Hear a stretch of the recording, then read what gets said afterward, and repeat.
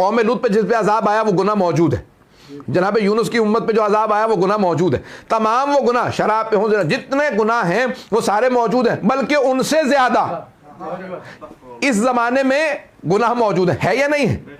وہ تمام گناہ ہو رہے ہیں جو گزشتہ امتوں پہ جن پہ عذاب آ گئے، اس سے زیادہ گناہ آج ہے، لیکن عذاب نہیں آ رہا۔ امیر المومنین کہتے ہیں اللہ نے 2 نشانیاں بتائی ہیں جس کی وجہ سے عذاب نہیں آتا، ایک وجود رسول خدا، صحابہ کے اتنے بڑے بڑے گناہ، اللہ کہہ رہا، آپ کہتے ہیں بھی برے تھے تو اٹھا دیتے، اللہ کہہ رہا نہیں، میرا حبیب ان میں ہے، عذاب نہیں بھیجوں گا، ان کے گناہ ہیں لیکن ان میں میرا حبیب ہے۔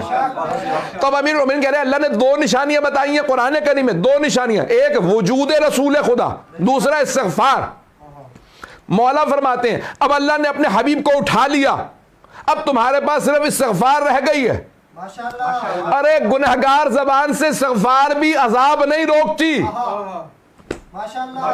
توجہ، سارے مجمع کی توجہ، گنہگار زبان کی استغفار عذاب نہیں روک سکتی۔ تو کوئی ایک ایسی زبان ہے جو استغفار کرے اور اللہ کہ رک جاؤ، عذاب نہ بھیجنا، کوئی مہدی۔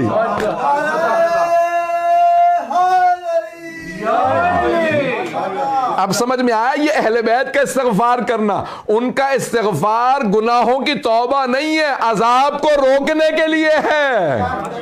بات پہنچ رہی ہے جانی گرامی؟ یہ ائمہ اہل بیت علیہ السلام کی استغفار گناہوں کو روک رہی ہے، کیونکہ وہ پاک ہیں، وہ معصوم ہیں۔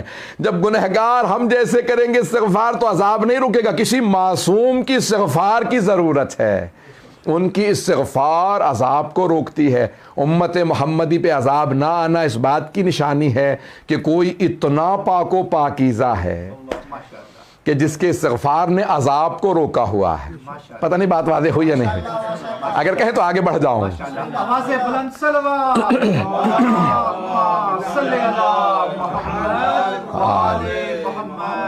واجل فرجہم۔ تو جانے گرامی، یہ تمام کی تمام نشانیاں ہیں کہ ائمہ علیہ السلام کا استغفار کرنا۔ قرآن کریم کے اندر کسی نے جناب امیر سے سوال کیا، کہا کہ لوگ کہتے ہیں، میں یہ واقعے سے اشارہ کروں گا تاکہ انبیاء کی عصمت کی دلیل عقلی بھی نقلی بھی دونوں دوں گا۔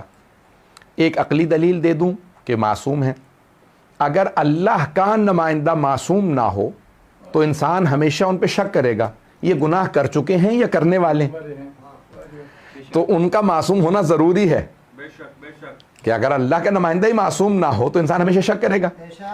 دوسری عقلی دلیل، آپ کچھ عرصے کے لیے اپنے نمائندگان بھیجتے ہیں پارلیمنٹ میں، برطانیہ میں، پاکستان میں اور بہت سے ملکوں میں 4 سال کا الیکشن ہوتا ہے، جیسے امریکہ میں، کئی ممالک میں 5 سال کا، 6 سال کا، 8 سال کا، مختلف جگہوں پہ مختلف طرح کے الیکشن ہیں۔ تو اب آپ اپنا نمائندہ جب پارلیمنٹ میں بھیجتے ہیں نا تو آپ کہتے ہیں بھی اس میں کیا نشانیاں ہونی چاہیے؟ تو کئی ملکوں میں شرط ہے کہ نہیں کوئی تعلیم یافتہ ہو، جیسے پاکستان میں بھی ایک زمانے میں آگے تھی کہ گریجویشن ہونا چاہیے، کہ کم از کم تعلیم یافتہ ہو، لکھنا پڑھنا جانتا ہو۔ دوسری شرط ہوتی ہے کہ صادق و امین ہو، وہ چور اچکا نہ ہو، ڈاکو نہ ہو، امبیزلمنٹ نہ ہو۔ سمجھ رہے ہیں حضرات؟ پتہ نہیں بات پہنچ رہی ہے نہیں پہنچ رہی، ایسا ہے یا نہیں ہے؟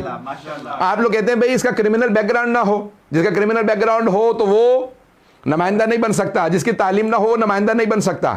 تو انسان کردار دیکھتا ہے، علم دیکھتا ہے، تعلیم دیکھتا ہے، بہت سی چیزیں دیکھتا ہے، تب جانے کے بعد اپنا چند دنوں کے لیے، ہم اپنا چند برس کے لیے اپنا نمائندہ بنا رہے ہیں پارلیمنٹ میں، ہم اتنی شرائط دیکھتے ہیں۔ اور اگر کوئی اللہ کا نمائندہ ہو تو اللہ ایسے کو نمائندہ بنائے گا جو علم لدنی کا مالک ہو، عصمت کا مالک ہو، جس کا کردار ایسا ہو کہ سخاوت حاتم کہے اس کی مجھ سے زیادہ، عدالت ایسی ہو کہ نوشیروان عادل کہے عدالت مجھ سے زیادہ، وہ اپنے تمام کمالات میں ایسا ہو کہ ہر دنیاوی آدمی کہے یہ مجھ سے بہتر ہے۔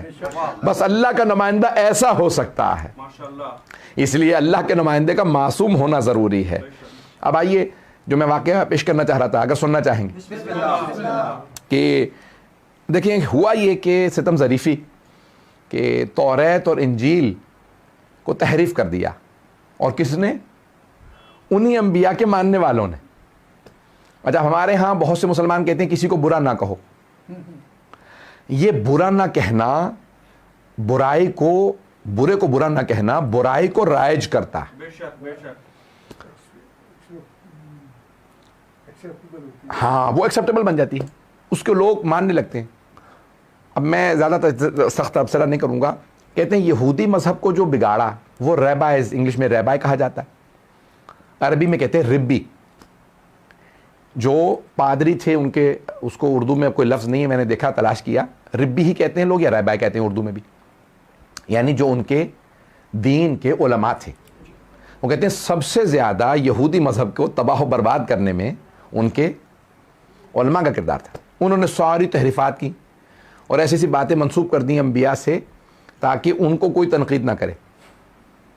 پتہ نہیں بات پہنچی یا نہیں بات. مثال کے طور پہ صدقہ خیرات کھا گئے، سارے کے ساری چیزیں کھا گئے، کون انبیاء ایسے ہی تھے، استغفر اللہ رحمۃ اللہ. اور جو برائی کی انبیاء پہ ڈال دی. عیسائی مذہب کی تباہ کاری کا وہ کہتے ہیں کہ ان کے بھی علماء سبب بنے، خصوصاً پال کے نام سے جو پہلا ان کا پوپ تھا. اس نے جانتے کیا کیا؟ اس نے کہا حضرت عیسیٰ اللہ کے بیٹے تھے. اچھا اسی زمانے میں جناب عیسیٰ کے جو حواری تھے، جو ان کے نائبین تھے، انہوں نے کہا یہ جھوٹا آدمی ہے. جناب عیسیٰ نے کہا خبردار مجھے اللہ کا بیٹا نہ کہنا، میں اللہ کا بندہ ہوں. اس نے کہا نہیں، یہ آدمی دیکھو یہ مخالف ہے حضرت عیسیٰ کا، جبکہ جو صحیح ماننے والا تھا اسے قتل کروا دیا. لوگوں نے مار مار کے جان سے مار دیا. انبیاء کو لوگوں نے، پتہ نہیں بات پہنچ رہی ہے نہیں پہنچ رہی. اب کیا ہوا؟ انہوں نے کہا بھائی پال کو کوئی برا نہیں کہہ سکتا، حضرت عیسیٰ اللہ کے بیٹے اور پال. اب کیا ہوا بھائی؟ جو پال تھا اس نے ساری تباہ کاریاں، برائیاں، جو انحراف لایا تھا، آیات کو اس نے انجیل کی تبدیل کیا تھا، تعلیمات رسول خدا کو تبدیل کر دیا تھا اس پہ، یعنی حضرت عیسیٰ کی تبدیل کر دیا تھا اس نے تعلیمات کو. اس پہ کوئی تنقید نہیں کر سکتا. ہمارے ہاں بھی ایسا بہت سی چیزیں ہوئیں، تو برے کو برا نہ کہا جائے تو ہر چیز تباہ و برباد ہو جاتی ہے. اب جناب، اب وقت نہیں ہے کہ تفصیل میں جاؤں، تو جناب امیر کے زمانے میں کسی نے کہا کہ یا علی وہ حضرت داؤد سے متعلق بہت سے مسلمان بھی ماننے لگے اور ابھی تک ہیں ہمارے ہاں. مولانا نے کہا نہیں، یہ عقیدہ اسلام کا نہیں ہے، یہ یہودیوں نے بگاڑا. کیا واقعہ آپ کے ذہن میں ہوگا؟ جی ہمارے توریت میں بھی تک موجود ہے، بائبل میں ہے. اوریا، انگلش میں بھی اوریا کہا جاتا ہے لیکن اوریا اردو میں بھی کہتے ہیں، کہ جناب داؤد کی فوج کا سپہ سالار تھا، جرنیل تھا. انہوں نے یہ کہا، یہودیوں نے بنایا، پورا داستان بنائی کہ جناب داؤد علیہ السلام نے معاذ اللہ استغفر اللہ تعالیٰ کہیں اس کی زوجہ کو دیکھ لیتے نہاتے ہوئے، اس کے عاشق ہو گئے، اس کو جان بوجھ کے بھیج دے تاکہ مر جائے، باقی اس کی بیوہ سے شادی کر لیں. یہ آج تک بائبل میں ہے، یہودیوں کی توریت میں ہے، اور بہت سے مسلمانوں کی کتابوں میں بھی ہے. آدمی سوچ سکتا ہے مسلمانوں کے ہاں موجود ہے. اور کنہوں نے مسلمانوں میں رائج کیا؟ وہ جو یہودی ریبائے مسلمان ہو گئے تھے. اب ہمارے علماء کہتے ہیں وہ مسلمان نہیں ہوئے تھے، انہوں نے کہا بھئی ہم محمد صلی اللہ علیہ وسلم کو شکست نہیں دے سکے، تو اب ہم مسلمان ہو کے وہ تمام تعلیمات جو یہودیوں کی تھیں اسلام میں داخل کر دیں، اور انہوں نے رائج کر دیں. تو آج بہت سے مسلمان بھی مانتے ہیں. مولا علی علیہ السلام کا فرمان ہے، اگر کسی نے جناب داؤد کی طرف ایسی بات کی نسبت دی میرے سامنے کہ جناب داؤد علیہ السلام معاذ اللہ استغفر اللہ رب واتوب الیہ بری سوچ رکھتے تھے، اس لیے اوریا کو آگے بھیج کے قتل کروا دیا تاکہ اس کی بیوی سے شادی کر لیں، تو میں اس پہ ایک نہیں 2 حد جاری کروں گا. مولا علی کا فرمان ہے میں اس پہ 2 حدیں جاری کروں گا. 2 حد 100 کوڑے ہوتے ہیں. مولا فرماتے ہیں میں 2 حدیں جاری کروں گا. کہا یا علی 2 حدیں کیوں؟ 1 ہونی چاہیے. مولا نے کہا نہیں 2. ایک نبی پہ تہمت باندھنے کی، پتہ نہیں بات پہنچی یا نہیں پہنچی، ایک نبی پہ تہمت باندھنے کی کہ نبی کے متعلق تم ناجائز سوچ رہے ہو. دوسرا کفر کی کہ یہ مرتد ہو گیا. کہ مولا مرتد کیسے ہوا؟ کہ جو نبی پہ تہمت باندھے نبوت کے منکر، وہ نبوت کا منکر ہو گیا، اس نے اسلام کا انکار کر دیا، میں اس پہ 2 حدیں جاری کروں گا. تو عزیزان گرامی، شیعہ کا کبھی ایسا عقیدہ نہیں ہو سکتا. بات واضح ہو گئی؟